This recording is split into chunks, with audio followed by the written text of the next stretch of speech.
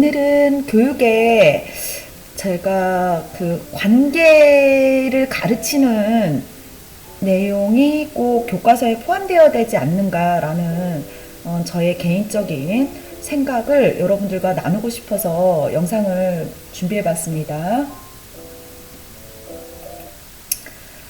지금 현재 이렇게 여러분 지금 도덕교과서가 있죠. 네, 도덕교과서가 있는데 저는 최근에 이 도덕교과서를 가르치면서 이건 좀 부족하다라는 생각을 했어요.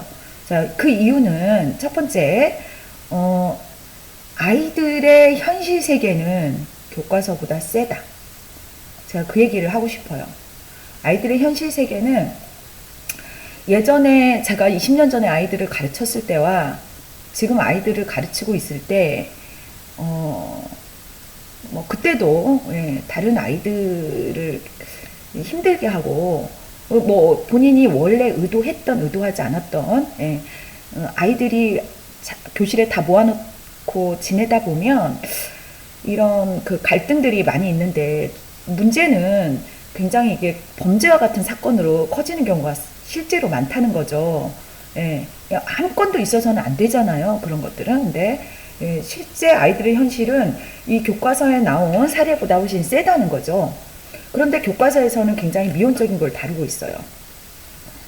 자, 예를 들면 우정을 지킨 친구라는 여기 18쪽의 그 내용인데요.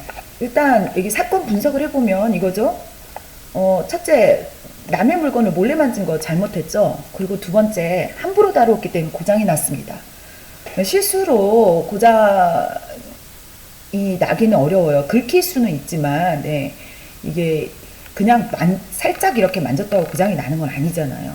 그냥 만지다가 고장 난 것이 아니라 만졌을 뿐만 아니라 그걸 뭔가 이걸 가지고 뭔가 행동을 취했기 때문에 고장이 났겠죠. 그리고 세 번째 중요한 건 모른 척 했다는 사실이에요. 자, 이 정도의 관계는 이 정도는 좀 실제 아이들이 교실에서 하는 행동에 비해서는 약하다. 문제 행동에 비해서는. 예를 들어서 우리 반에 A라는 학생이 B라는 학생을 사주해서 C라는 학생의 돈을 갈취하고 마트에 가서 뭘 사 먹었다. 이런 정도의 것들이 교실에서 일어나는 일들이잖아요. 여기에 정도는 조금 뭐 교과서니까 그렇게 썼다고 하지만 예를 들어서 우리가 학교폭력 예방교육을 가르칠 때는 실제 지금에 굉장히 일어나고 있는 센 사건들을 다루고 있어요. 그런데 교과서는 약하게 다루고 교과서 이외에 학교폭력 예방교육, 인권교육 그리고 또 뭐가 있죠?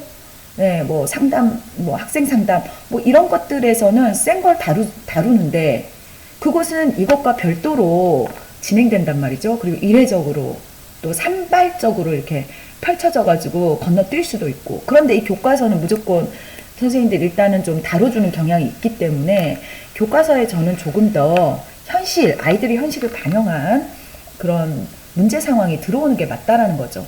자, 그리고 두 번째, 그렇게 문제 상황에서 이렇게 너무 미온적인 것만 나오니까 아이들이 교실에서 일어났을 때, 센 상황이 왔을 때 이게 어떤 게 좋은 관계인지 잘못된 관계인지 알아차리지를 못하고 당황하게 되는 거죠. 얼음처럼 멈춰버리게 되면서 거기에서 이제 휩쓸리는 경우가 많이 생기죠. 자기가 처음에 대처를 못해서 마음의 고통을 겪는 아이들 또 이렇게 얘기하면 선생님 너무 아이들을 너무 약한 존재로 생각하시는 거 아니에요? 라고 하지만 어른들도 보세요. 사회에서 나에게 괴롭히는 단 한 사람 때문에 우리가 갈등하는 거지 모든 사람이 괴롭히는 게 아니에요. 그런데 그 한 사람이 나를 괴롭힐 때 내가 그 사람을 어찌할 수 없다면 거기서 받는 고통은 다른 사람들을 대할 때도 두려움을 갖게 한다는 거죠. 그런 문제들을 저는 학교에서 해결이 되어야 된다고 생각하고요.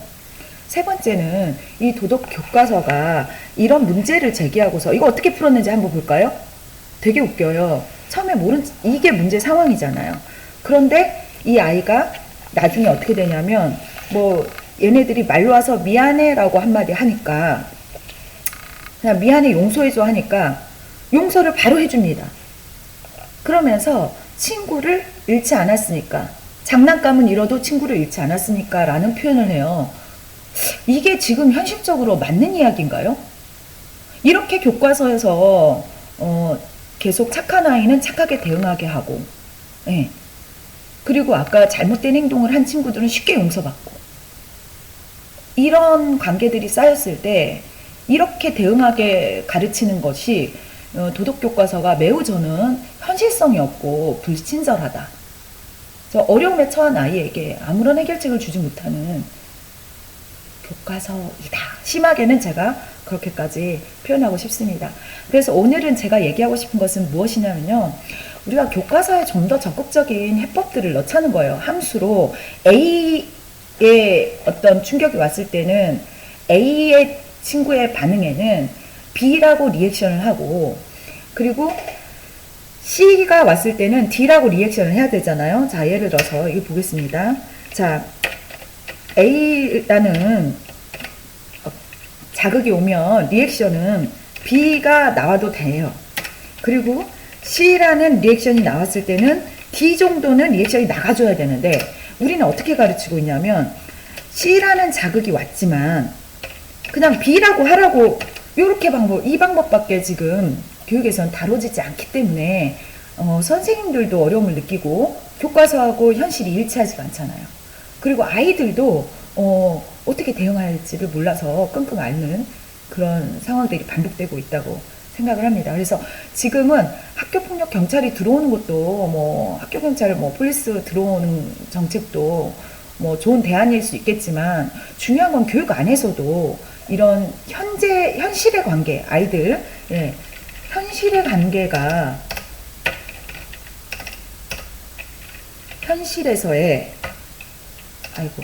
현실의 관계를 어떻게 해나가야 되는지에 대해서 가르치는, 그게 그 관계를 담고 있어야 된다는 거죠. 저의 이야기는 오늘 여기까지 마치고요. 그 다음에 또 그럼 어떻게 실제로 저는 고민하면서 아이들을 가르치고 있는지 그런 부분들을 좀 공유를 하도록 하겠습니다. 저도 지금 굉장히 잘하고 있다고 생각하진 않고, 저도 어떤 아이들한테 제 나름대로 제 철학을 가지고 가르치지만, 또 집에 가서는 지금 이게 최선이었나라는 고민을 늘 합니다. 그래서 여러분들과 같이 고민하고 공유하는 차원에서 새로운 방향을 모색하는, 우리가 정말 미래 교육으로 가려면 진짜 중요한 것이 무엇인가를 제 나름대로 고민한 것을 또 여러분들과 나누고, 또 여러분들의 고민을 저도 배워가는 그런 소통의 장으로 오늘 영상을 찍게 되었습니다. 오늘도 좋은 하루 되시고요. 다음에 또 영상으로 또 찾아뵙겠습니다. 감사합니다.